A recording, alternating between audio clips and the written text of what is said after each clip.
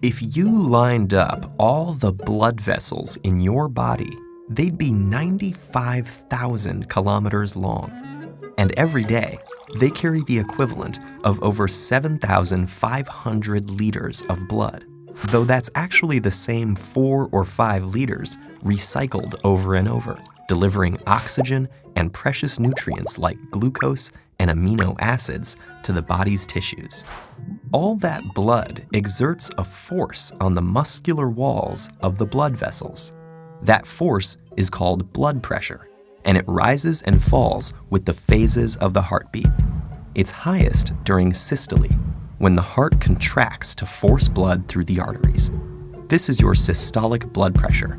When the heart is at rest between beats, blood pressure falls to its lowest value, the diastolic pressure.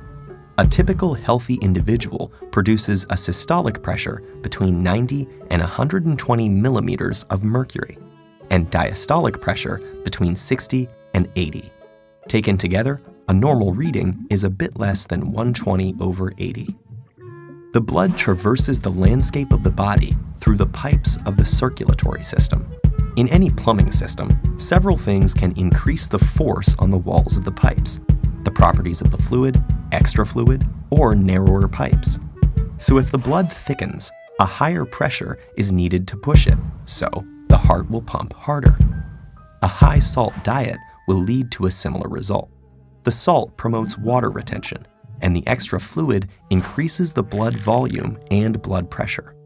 And stress, like the fight or flight response, releases hormones like epinephrine and norepinephrine that constrict key vessels, increasing the resistance to flow and raising the pressure upstream.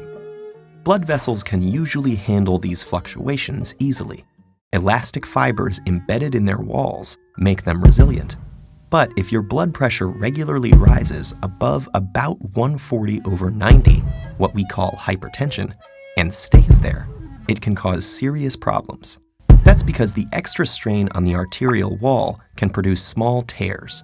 When the injured tissue swells up, substances that respond to the inflammation, like white blood cells, collect around the tears. Fat and cholesterol floating in the blood latch on too, eventually building up to form a plaque that stiffens and thickens the inner arterial wall. This condition is called atherosclerosis, and it can have dangerous consequences. If the plaque ruptures, a blood clot forms on top of the tear, clogging the already narrowed pipe. If the clot is big enough, it can completely block the flow of oxygen and nutrients to cells downstream.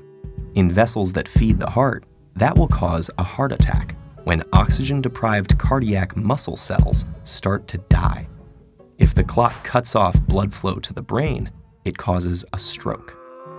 Dangerously clogged blood vessels can be widened by a procedure called an angioplasty. There, doctors thread a wire through the vessel to the obstructed site, and then pass a deflated balloon catheter over the wire. When the balloon is inflated, it forces the passageway open again. Sometimes a rigid tube called a stent is placed in the vessel to help hold it open, letting the blood flow freely to replenish the oxygen-starved cells downstream. Staying flexible under pressure is a tough job for arteries.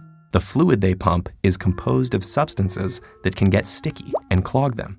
And your typical healthy heart beats about 70 times a minute, and at least 2.5 billion times during an average lifetime.